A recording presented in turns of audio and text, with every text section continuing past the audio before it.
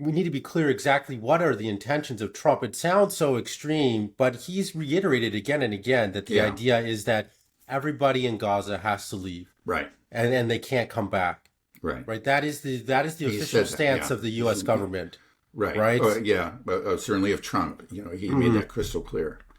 Is there any support in the world behind this decision at all other than Israel? Does I anybody don't back think it? so. I think it's the U.S. and Israel in this case. Now, there have been many votes taken in the UN where there was an overwhelming majority on the side of Palestine and Palestinian rights, and there was, typically there would be on the other side there would be the U.S., Israel, the Fiji Islands, and some other tiny sort of micronations, and that was about it.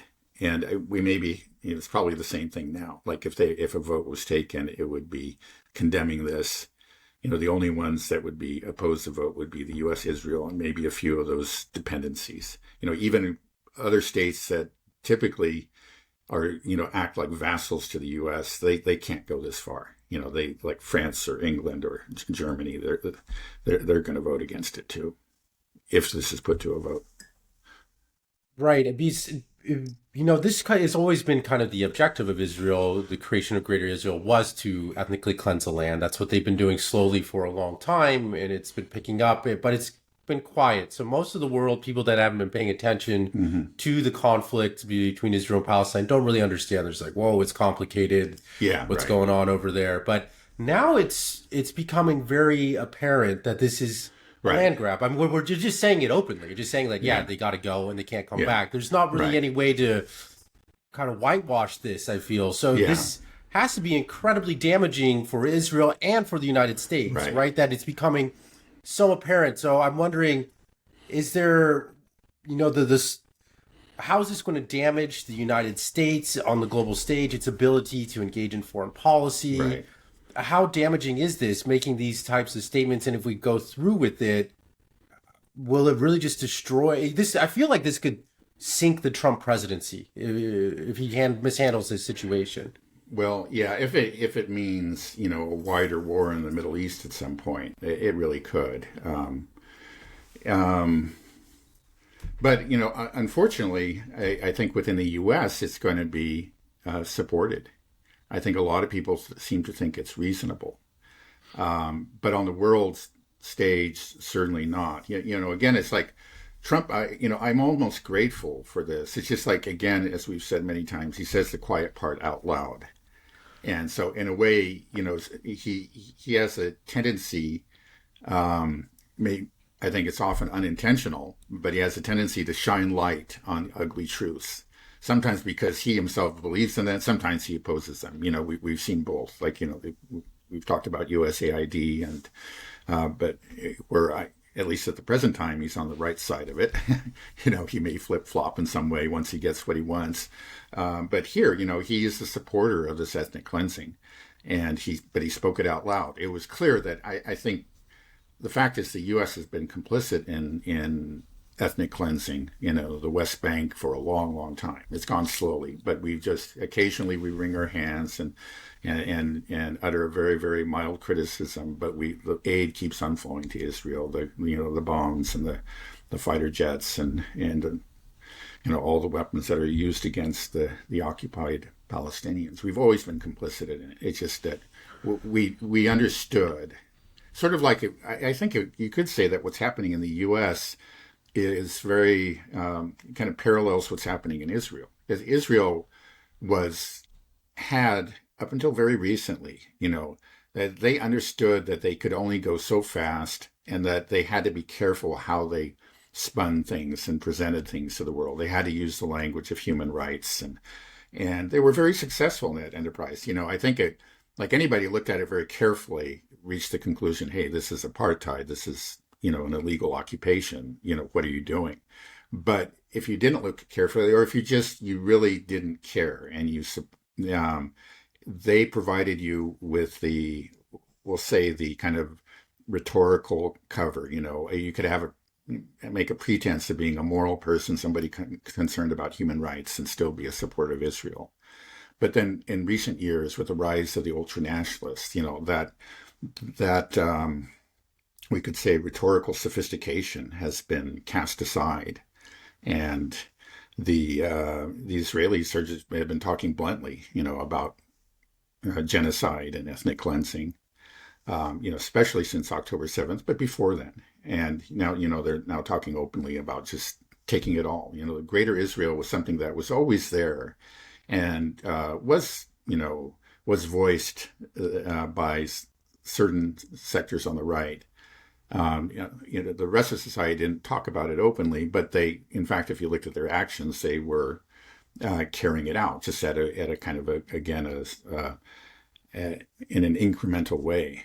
But now it's all pretense has been thrown to the winds, and you could say that Trump is just reflecting that. Now he's brought it to the U.S., and this is, in a way, I would say that's good, but it's also very scary. I mean, it's just that the danger is, okay, let's look at the possible upside, and I think there is. It's just that the world sees the truth.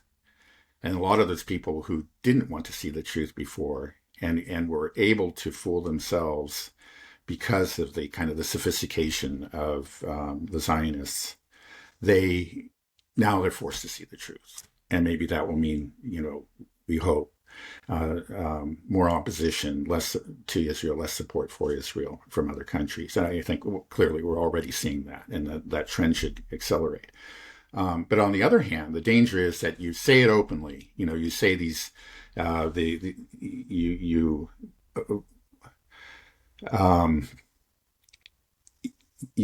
present the ugly truth, and your support for it. And people say, yeah, right. That's always been true. And then you actually, you end up actually breaking this taboo that, maybe covered up some of the truth, but also restrained actions to some point. You break the taboo, and, we enter into a new phase of history where these actions don't even need to be justified. It's just like there's a danger that we'll have that in the Trump presidency. Again, his talk about seizing Greenland and whatever. At first, it just seems like a joke, but it's repeated again and again, and then you see that he's really he's doubling down on the dispossession of the Gazans. We may be entering a very, very scary stage of history right now. You say that most Americans think what he says is reasonable. You believe that's true? I mean, you just went through and explained very well how they use the language of human rights and all this, and now all pretense has been thrown to the wind, and now we're very open about it. And you said now Trump says the quiet part out loud. It's an open land grab, is what you can hear him say. I don't think you can really debate it that much. Yeah. You said we'll own it, we'll control it. They have to leave and they can't come back. Like that, there's not really, I think, a lot of wiggle room in these statements he's making. And we've seen also Israel, they took, parts of Syria recently, and they've taken parts of Lebanon, and they're refusing to let it go. So it's just very clear that it's a land grab. So I'm just wondering, when you say a lot of Americans find it reasonable, how are they, what is it that they're thinking? What is the conclusion? I want to try to step in their shoes. Yeah. What is their argument? Why do they think this is a good idea? I understand just real, like the DEI, they're excited about that. All this corruption being exposed, fantastic. All right, we got border security. We're all on board on this, and then let's take Gaza and then let Israel take Lebanon. It's like, wait, what happened to America first? Why is this reasonable? Yeah, well, there's a danger, especially like we said, if the U.S. certainly sends in soldiers, but I think Trump has said that he's not going to do that. And he's just talking about it as like a real estate deal. And I think he in fact even used the term real estate deal at some point in one of his talks. Mm-hmm. I mean, and it's so clear that he's thinking like a real estate mogul. I mean, it's really quite extraordinary. I think Matt Ho I was recently listening to him, and he's saying that probably in Trump's mind, he envisions some sort of great gated communities in the Sinai, with maybe the big, and on the gate there's Trump in gold letters or something. And, I think probably he does. That's what he imagines. I just did the greatest real estate deal of all time. So he does. Yeah, you say, well, I think if you look at it logically and with a real understanding of the situation, this is not in America's interest. But he does use the language of America first. That's why he's saying, we'll own it and, we'll have it developed and it'll be great. It's just like it's going to be just in part of our adding it to the portfolio of American real estate holdings. But that's nonsense. Well, one thing is like he's being cheered by these ultranationalists in Israel. So they don't believe he's going to own it.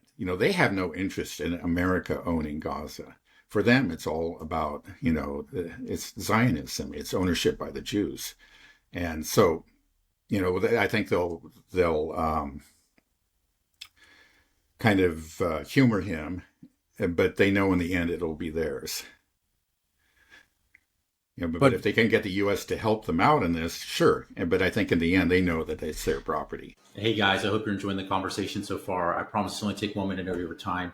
If you're using AI, please consider checking out my website, novlisky.io. So what we built here at Novlisky is an AI hub.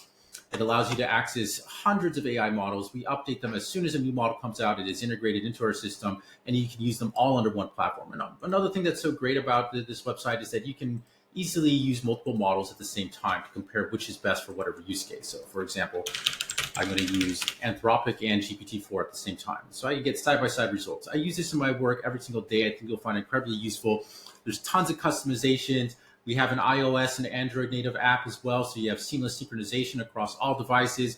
So please check it out. I think it's something you'll find incredibly useful. There are no subscription fees, no rate limits. I guarantee you it's going to save you money, and it's just going to keep you on top of all AI releases. I'm just trying to understand the American support for this. Do you really believe there is American support for this decision, or is it just sort of this cult of personality around Trump that just they go with whatever Trump says? I think it's, first of all, Zionism has been damaged in this country, especially among younger people, both on the left and the right, especially on the left, but on the right too. There's interesting polls that have come out and showed that there's really been diminution of support for Israel among younger Americans all across the political spectrum. But Zionism remains a very powerful force in this country. And I think Zionists of all stripes, whether they're Christian Zionists, secular Zionists, Jewish Zionists, they will support this. And they unfortunately have a disproportionate amount of power. They control the commanding heights of the culture and of the economy. And so, at least in the the short or medium term, I think there will be support. But it is dangerous. I mean, it's just like, again, when you rip the veil off, it just inevitably there are going to be people who were on the fence, or maybe even people that were somewhat thought they believed in Zionism, but then they started, wait a second, I don't know that I believe in this. And I think inevitably it's going to be damaging to the Zionist project here in this country. But at the present, it's just like there's just so much support, and it's so well entrenched in the establishment that that what he's saying is going to be supported.